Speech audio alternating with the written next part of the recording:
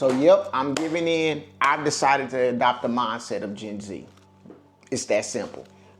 I'm not even gonna play games with you. I'm gonna get to the point of this video pretty quickly. So I'm a millennial, 38 years old, and I'm getting started on this my YouTube journey. I've been doing it for a little bit, just kind of playing with different ideas. But what I've learned is it's time to adopt the Gen Z mindset. And if you stay to the end of this video, I think you will understand why it's important for you to adopt it. Whether you're in your 30s, 40s, 50s, 60s, or older, there's a lot that, I know those are separate generations, but there's a lot that we've learned in those earlier generations that can be transferred into where we are today while utilizing the Gen Z mindset. So, I mean, since 2020, we can all agree we do not live in the same world. We do not live in the world that we were in before that experience. I'm a therapist. I went from essentially seeing all of my clients in person to not even aware. It's been around for a while, but not even aware. That's the thing. I've been so used to that, the door-to-door kind of thing, the in-person kind of thing, but not even aware that I could see my clients online, right? So in 2020, I went from seeing my clients in person to seeing my clients online, and it just blew my mind. I mean, just a quick idea. I used to travel and a lot of my sessions were in person in the home or in the community of where my clients were. So I was traveling a lot. I was driving a lot. I would put 20 to 25,000 miles on my car a year. It was ridiculous, but I enjoyed working with the people. So there's polarity. So there's not all good, all bad. There's in between. So anyway, the good outweighed the bad for that particular situation. But essentially, I was seeing my clients all in person. And then we went to, as soon the event happened, got an email, we're now operating telehealth services. I didn't understand what that meant. So I had a conversation with the clinical advisor. Like, hey, okay, what does that mean? And yeah, so we start seeing our clients online. But Gen Z, the reason why I say we should adopt their mindset is because first of all, let's start here. There's a lot of things that people complain about Gen Z. They're always in their phones. For example, I go to the grocery store or your local, big box store and like, hey, I'm just so used to greeting and communication, just naturally, regardless if I know you or not. And Gen Z, some of their, just keep it a buck, their social skills are kind of not up to par in certain situations, or just simple, I wouldn't call them social skills, but just, I guess, behaviors or moral behaviors that we just grown accustomed to, just, greetings and things of that nature. Thank you, hold the door for people. Just natural human things to me. But essentially, I go to Walmart and I ask for help. I remember working there when a person would ask me for some services. If I didn't know it, I would take them to a person that would know. I would take them to the item they're looking for.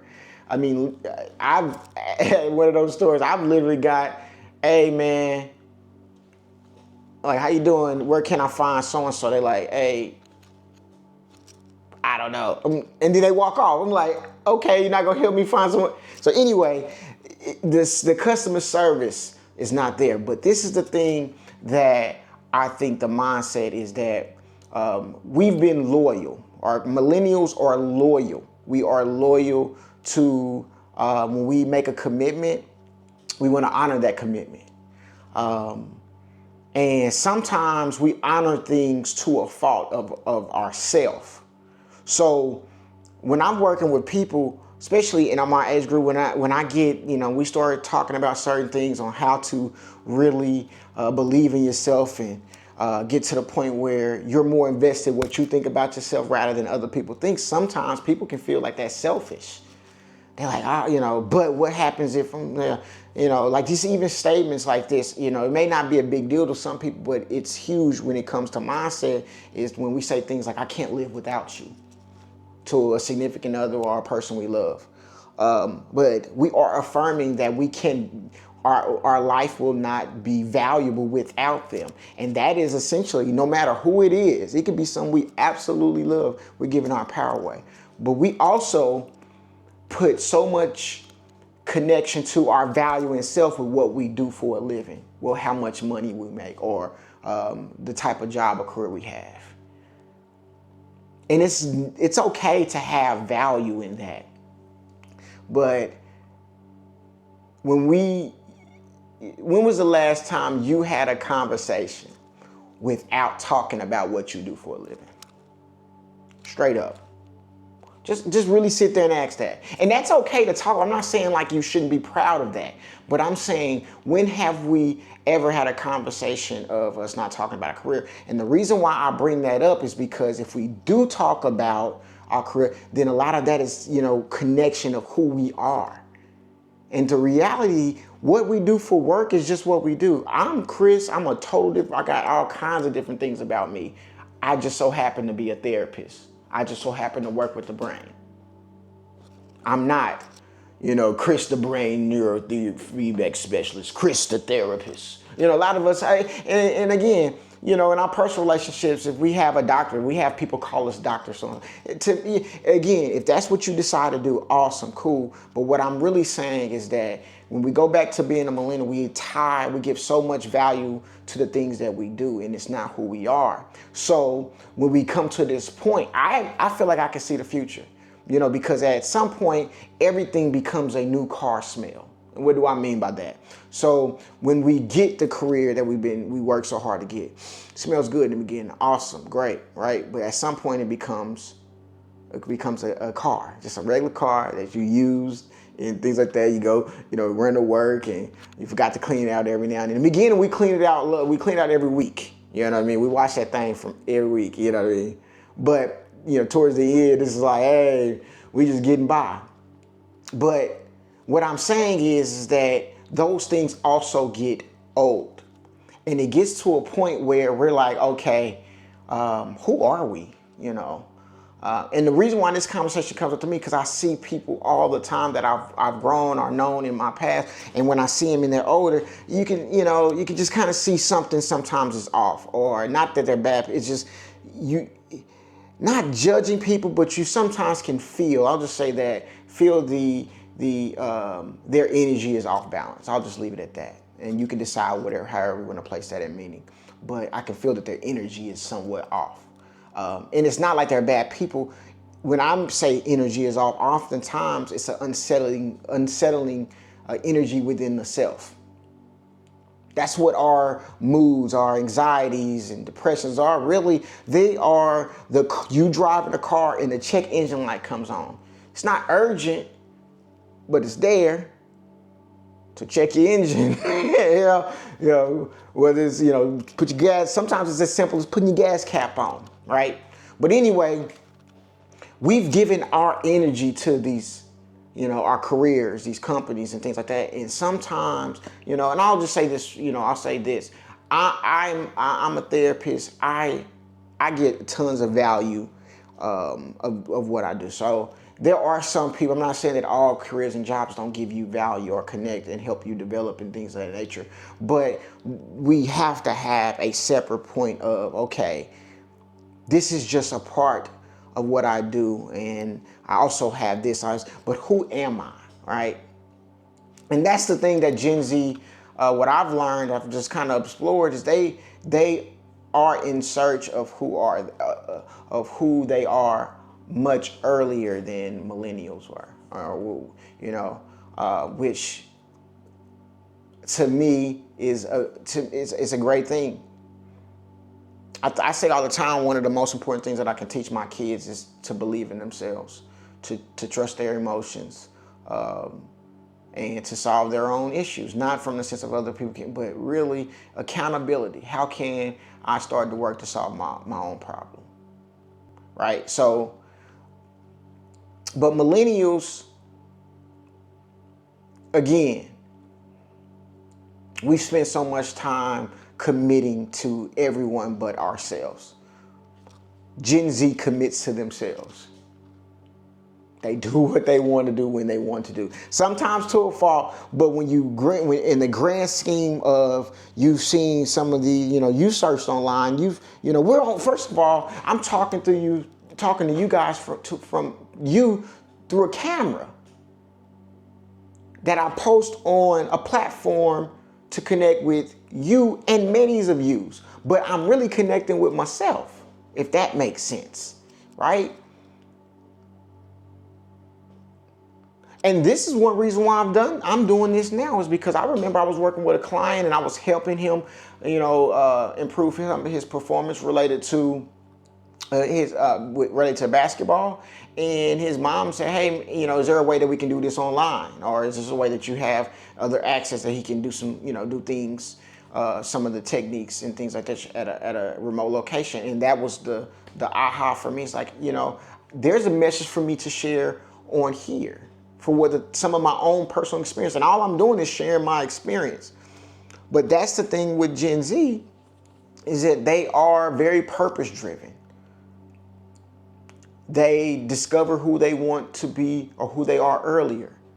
They understand. We've also been told that, work 20 years, 40 years, commit, get retired, get that, that 401k, and that's all good and dandy, right? That's all good stuff. I'm not saying like that stuff is bad, but we've been taught that, and essentially that mindset is, work really, really hard now for a later fortune, for a fortune at the end, right? Or fortune towards, on the back end, right? Work so hard and get that on the back end. And Gen Z is out here like, nah, brother, in 2 years, I developed myself. I worked towards something. I identified a skill that I can learn and obtain, and now I can share with the masses and make money or income or amounts that, to be honest, people dream of, that it's hard to even imagine is possible. That's a Gen Z mindset. They prioritize mental health. They'll take a mental health any day of the week. And to be honest, we need mental health breaks, right? To be quite honest, us and some of our parents, our generation before us, we valued work so much that we created a lot of the negative experiences we have today. Let's just keep it a buck. We're not the most healthiest people on the planet, physically and mentally. But the truth of it is to sustain the wealth, or to even gain the wealth that we're going after, spiritual wealth, financial wealth, emotional wealth. To gain that, we have to be balanced within ourselves. We have to first take care of this suit that we are driving to experience this reality. We have to do that. But a lot of us, we value the dollar.